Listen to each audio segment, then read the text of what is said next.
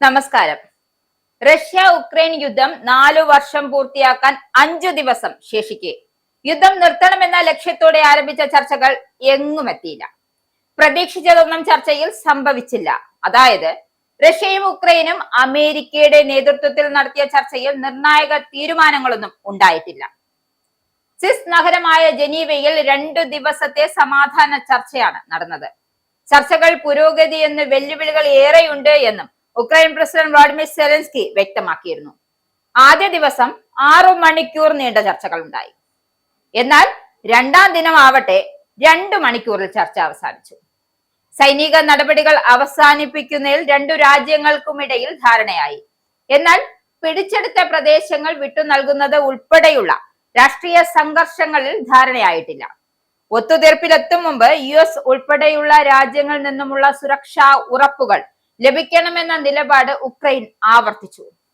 ശുഭപ്രതീക്ഷയെന്നും ചർച്ചകൾ ഇനിയും തുടരുമെന്ന് റഷ്യ വ്യക്തമാക്കുമ്പോൾ US പ്രതിനിധികളായ സ്റ്റീവ് വിറ്റ്കോഫും ജാരഡ് കഷ്ണുമാണ് ചർച്ചകൾക്ക് മധ്യസ്ഥം വഹിച്ചത്. വെടിനിർത്തൽ നടപ്പാക്കൽ, അതിന്റെ മേൽനോട്ടം തുടങ്ങിയ കാര്യങ്ങളിൽ ധാരണയായി എന്നും എന്നാൽ ഭൂപ്രദേശങ്ങൾ വിട്ടുകൊടുക്കുന്ന കാര്യത്തിൽ തീരുമാനമായിട്ടില്ല എന്നാണ് ഉക്രൈൻ പ്രസിഡന്റ് വ്യക്തമാക്കിയത്. യുദ്ധത്തിനിടെ റഷ്യ പിടിച്ച ഉക്രൈന്റെ വ്യാവസായിക മേഖലയായ ഡോൺബാസ് അടക്കമുള്ള പ്രദേശങ്ങൾ വിട്ടുകൊടുക്കുന്ന കാര്യത്തിലാണ് പ്രശ്നം നിലനിൽക്കുന്നത്.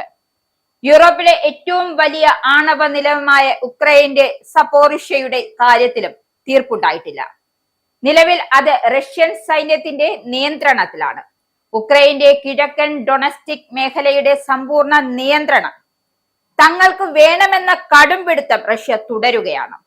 ഉക്രൈൻ അതിനു തയ്യാറായില്ല എങ്കിൽ ബലപ്രയോഗത്തിലൂടെ പിടിച്ചെടുക്കുമെന്നാണ് അവരുടെ ഭീഷണിയും. എന്നാൽ ഈ ആവശ്യം നിഷ്കരണം ഉക്രൈൻ തള്ളിയിട്ടുണ്ട്. റഷ്യയുടെ ഭാവി ആക്രമണങ്ങളിൽ നിന്നും ഉക്രൈൻ സമ്പൂർണ്ണ സുരക്ഷ ഉറപ്പു നൽകാത്ത ഒരു കരാറിലും ഒപ്പിടില്ല എന്ന കാര്യം തീർത്തു വ്യക്തമാക്കി. ചർച്ച കഠിനമായിരുന്നു എന്നും ഒരുതരം ബിസിനസ് പോലും തോന്നിയില്ല എന്നും ഉക്രൈൻ സംഘത്തെ നയിച്ച ദേശീയ സുരക്ഷാ സെക്രട്ടറി വ്യക്തമാക്കുന്നുണ്ട്.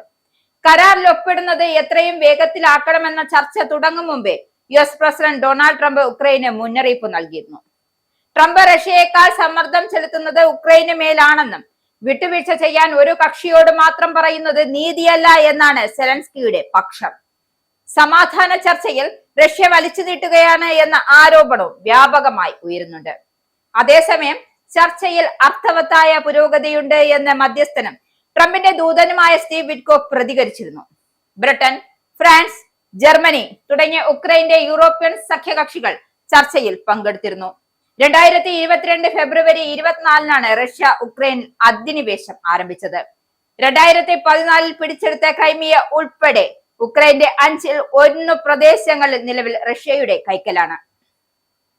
അതിനിടെ ഉക്രൈൻ അധിനിവേശം നടത്താൻ റഷ്യക്ക് പിന്തുണ നൽകിയതിന്റെയും ഉക്രൈൻകാരെ കൊല്ലാൻ കൂട്ടുനിന്നതിന്റെയും പേരിൽ ബെലൂറിസ് പ്രസിഡന്റ് അലക്സാണ്ടർ ലുഷ്കയെ ഉക്രൈൻ ഉപരോധം ഏർപ്പെടുത്തിയിട്ടുണ്ട്.